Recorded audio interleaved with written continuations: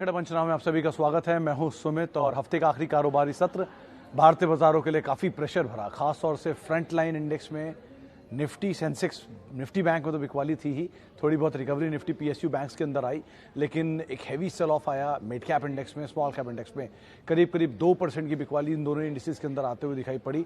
लेकिन majorly market में जो प्रेशर था वो आज बहुत सारे न्यूज़ फ्लोज के बीच में बटा हुआ था। शुरुआत करता हूं सबसे पहले तो एक आईपीओ के साथ, जो पेटीएम का आईपीओ था। आज एक तो ऑलरेडी ओवर प्राइस आईपीओ, जो अनुमान लगाया जा रहा था कि ये शायद कमज़ोर खुलेगा, वो कमज़ोर खुला और कमज़ोरी बढ़ती रही और दिन के निचले स्तरों पर यानी कि लोअर सर्किट पर जाके बंद हुआ। 1,40,000 करोड़ रुपए के आसपास की मार्केट कैप एस्टिमेटेड थी, 36,000 करोड़ रुपए की मार्केट कैप वाइप आउट होते हुए दिखाई पड़ी एक ही दिन में और लोअर सर्किट पे शेयर बंद हुआ। ये पहली न्यूज़ थी। दूसरा आईपीओ सफायर फूड, जो कि लिस्टिंग करीब 15% प्रीमियम पे हुई, लेकिन वो मिड कैप की बिकवाली के बाद ये भी करीब 4-5% ऊपर तेजी में बंद होता हुआ दिखाई पड़ा। लेकिन फिर भी इसका प्रदर्शन पेटीएम में कंपैरिजन थोड़ा बेटर साइड पर था।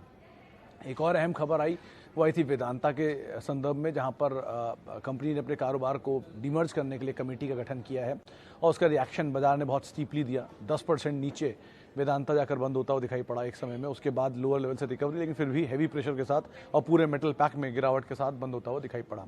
तीसरी और एक अहम खबर आई स्कॉट्स में, जहां पर उन्होंने कुबोटा ने दूसरा एक ओपन ऑफर लाने की बात की है कंपनी के अंदर। पहले कुछ स्टेक और फिर ओपन ऑफर की मालिकाना हक बदलेगा, इसलिए तो नया ओपन ऑफर करीब करीब 2,000 रुपये के दाम पे, जिसके बाद स्कॉट्स में एक जोरदार तेजी आते हुए दिखाई पड़ी और उस तेजी के बाद स्कॉट्स अपने नए ऑल टाइम हाइज पर बंद होता हुआ दिखाई पड़ा। तो वहाँ पर एक बढ़िया तेजी बनते हुए दिखाई पड़ी। तो स्कॉट्स में एटलीस्ट पॉजिटिव मूव आज के सत्र के लिए, लेकिन बाकी दोनों स्टॉक्स के अंदर एक नेगेटिव रिएक्शन आता हुआ दिखाई पड़ा। आज बिकवाली अक्रॉस द बोर्ड थी, मेटल में दबाव था, रियल स्टेट स्पेस के अंदर आज बिकवाली आते हुए दिखाई पड़ी। आज एनर्जी स्पेस में कैपिटल गुड्स के तमाम शेयरों के अंदर दबाव था। पावर में टाटा पावर, आईईएक्स जैसी कंपनीज थी जहां पर आज बिकवाली आते हुए दिखाई पड़ी, उनके अंदर कुछ हद तक प्रेशर क्रिएट हो रहा था। कैपिटल गुड स्पेस में heavy weights, mid cap capital good space की कंपनीज में आज बिकवाली आते हुए दिखाई पड़ी और रियल एस्टेट में लगातार प्रेशर बना हुआ है। ऑटो और बैंक्स थोड़ा कम टूटे, लेकिन वहां पर भी एक प्रेशर जरूर देखने को मिल रहा था। तो ओवरऑल एक और दिन जबकि भारतीय बाजारों में प्रेशर के साथ ही क्लोजिंग होते हुए दिखाई पड़ी। छोटा हफ्ता था, अगला वीकेंड एक्सटेंडेड है, तो अनुमान था शायद शॉर्ट कवरिंग आए, लेकिन मार्केट ने बहुत ज़्यादा कोई रिस्पाइट वहाँ पर दिया नहीं। एक अच्छी चीज़ ये है कि आज कुछ जानकारों से मेरी बात हुई थी, उनका मानना था 17,700 के ऊपर क्लोजिंग एटलीस्ट थोड़ा रिस्पाइट रहेगा, तो वो उसके ऊपर क्लोजिंग ज़रूर आई है। तो वो अब देखते हैं कितना कामकाज करते हैं अगले हफ्ते। चलिए अब शुरुआत करते हैं सवाल जवाब के सिलसिले की, और उम्मीद जो लगाई जाती थी उसका सबसे पहला सवाल पेटीएम ही होगा और वही हुआ। शिवम जी का सवाल है पेटीएम पर। शिवम जी, बहुत कुछ है वैसे तो उसमें कहने के लिए, लेकिन समय इतना होता नहीं है जो कह पाऊँ। इतना ही समझ लीजिए कि आप 18,000 करोड़ रुपए का एक आईपीओ, जिसमें से 8,000 करोड़ रुपए कंपनी में आना है, 10,000 करोड़ रुपए ओएफएस में, नहीं एग्जिस्टिंग इन्वेस्टर्स को देना है जो कि कंपनी से निकल रहे हैं। तो पहला हिस्सा ये, कंपनी 3,000 करोड़ रुपए के आसपास का साल का लॉस पोस्ट करती है, जो पिछले 3 साल में करीब करीब 9,000 करोड़ रुपए बैठता है, और उतने ही ये रेवेन्यूज़ हैं 9,000 करोड़ रुपए के, और उतना ही करीब करीब कंपनी उतना लॉस बेयर करती है। 8,000 करोड़ रुपए के आसपास का लॉस लास्ट 3 साल में कंपनी ने पोस्ट किया है। तो इस तरह की वैल्यूएशन के साथ इतनी बड़ी रकम जुटाने वाली पहली कंपनी होती जो उसने किया भी, और बाजार ने उसको नापसंद किया और उसका सही भाव आकलन शुरू हुआ, तो टूटना तो शुरू हुआ है। पहला लोअर सर्किट आज लगा, कब तक रहेगा, कितना हद तक ये पेटीएम वैल्यूएशन वाइज महंगा रहता है, डिपेंड्स। लेकिन रिस्की ट्रेड है, बाजार में हमेशा अच्छी ट्रेड्स, अच्छी कंपनियां अवेलेबल होती हैं सस्ते दाम पर, अभी भी हैं। आप उनमें जाइए, सेफ रहिए, इस तरह की कंपनियों में मत जाइए जो लॉस दे रहे हैं, रेवेन्यूज़ का जिनका उतार चढ़ाव काफ़ी है और वैल्यूएशन बहुत महंगे हैं। 2,100 रुपये का, 2,150 का इशू प्राइस था, जो कि 1 रुपये की फेस वैल्यू पे, यानी कि 10 रुपये की फेस वैल्यू पे कन्वर्ट करते ही 21,000 रुपये का शेयर प्राइस हो जाएगा। आप खुद ही अगर समझेंगे बाजार को तो ये शायद ये भाव नहीं सही लगेगा आपको। तो इसीलिए रहना ठीक नहीं है, तेज़ी मिले निकल जाएं, लॉस कम कर पाए निकल जाएं, जहाँ तक आप बियर कर पाए निकल जाएं, और बढ़िया कंपनीज़ में जो कि मोनोपोली ओन करती हैं उनमें आप बने रहिए, उनके साथ रहिए, सेफ है। स्टॉर्म आ रहा है मार्केट में, अगर मान लीजिए, तो स्टॉर्म में वही पिलर बचेंगे जो सबसे मजबूत हैं, उन पिलर के साथ रहिए, उनमें कोई दिक्कत नहीं आएगी। वो पहले भी बहुत स्टॉर्म झेल चुके हैं, ये नए हैं, इनमें कभी भी ऊपर नीचे हो सकती है सिचुएशन, उस हिसाब से आप रणनीति बनाइएगा अपनी। अच्छा जी, आगे बढ़ते हैं। और औरोबिंदो फार्मा बहुत टेंशन दे रहा है, 1,200 शेयर हो गए हैं, एवरेज प्राइस 660 है। पांडे जी, अगर आपका टाइम फ्रेम ठीक है, आपको टाइम फ्रेम में कोई डर नहीं है, आप समय दे सकते हैं, बने रह सकते हैं, कोई दिक्कत नहीं, और पैसा आपका अपना है, इंटरेस्ट आप उस पर नहीं दे रहे हैं, तो आप ज़रूर इसमें बने रहिए। लेकिन अगर इनमें से कोई भी कॉम्प्लिकेशन है, आपका पैसा अपना नहीं है, ब्याज पे लिया हुआ है और आपको कुछ समय में वापस करना है, समय की पाबंदी है, तो आप उसके हिसाब से रणनीति बनाइएगा। लेकिन कंपनी में एज सच कोई प्रॉब्लम नहीं है, फार्मा में प्रॉब्लम है प्लस मार्केट में प्रॉब्लम है। ठीक है, थोड़ा सा ईज आउट होने दीजिए। अगर कंपनी का कारोबार अच्छा है, प्रोडक्ट बिक रहे हैं, तो आज तो कल शेयर चल ही जाएगा। फार्मा की ग्रोथ तो वैसे भी इंडिया में रहनी है, कहाँ जाएगी, तो उस हिसाब से अपनी रणनीति को बना के रखिएगा। 50% CAGR वाली कंपनियां, तलवार साहब थोड़ा सपना ज़्यादा नहीं हो गया? 50% CAGR यानी कि आप मान रहे हैं कि एक कंपनी हर साल 50% ही ग्रोथ दे।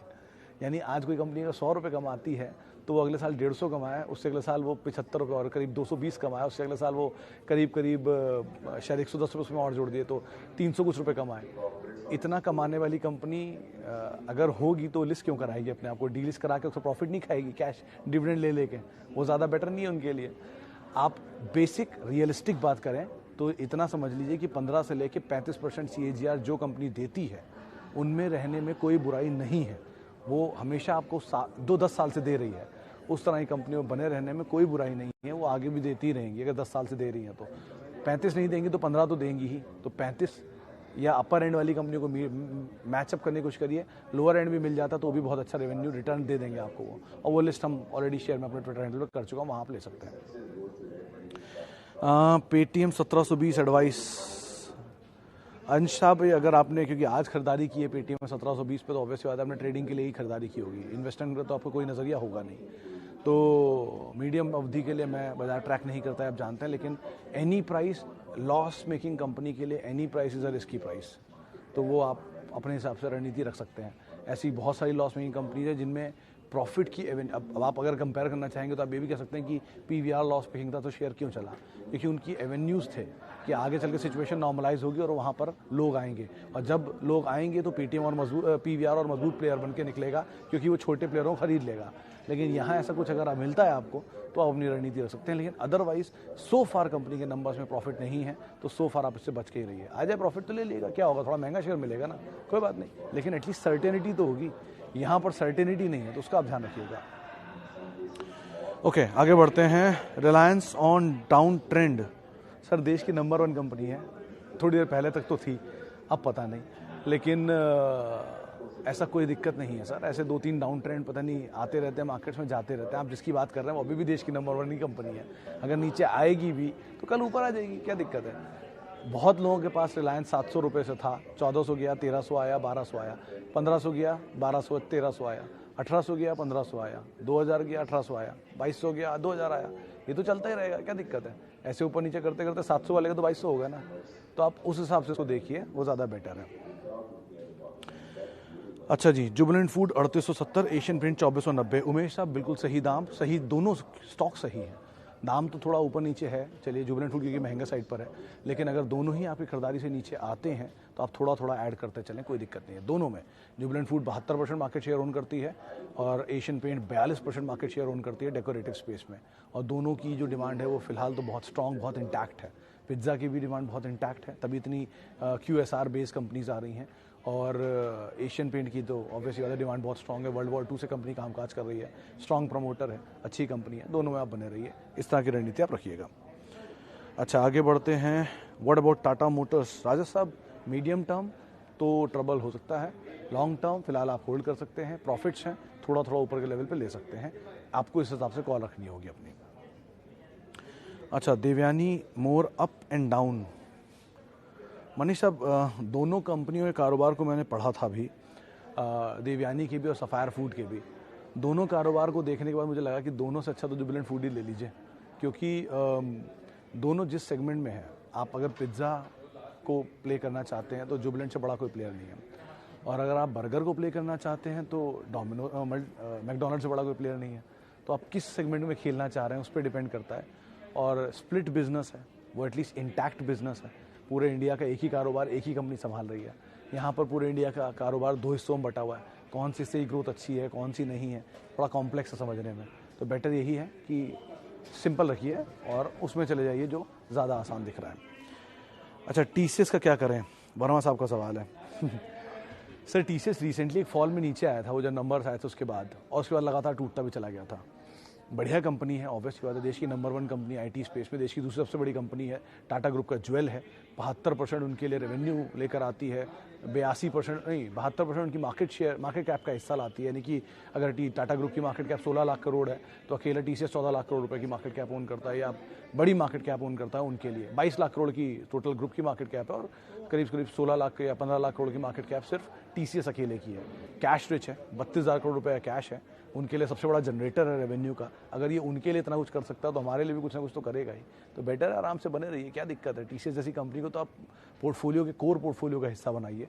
जब फॉल आए, आपके भाव से नीचे आए, आप और ऐड करिए, जितना भी ऐड कर सकते करिए। डिविडेंड देता है, बोनस स्प्लिट दिए हैं, 800 रुपये का इशू प्राइस, 875 रुपये का आईपीओ प्राइस स्प्लिट हो के एडजस्ट हो के 125 रुपये हो गया, और वो 125 रुपये का शेयर प्राइस आज आपके सामने करीब 3400-3500 रुपये की रेंज में कामकाज कर रहा है। तो इस तरह की वेल्थ क्रिएट की है इसने, अभी भी कर सकता है।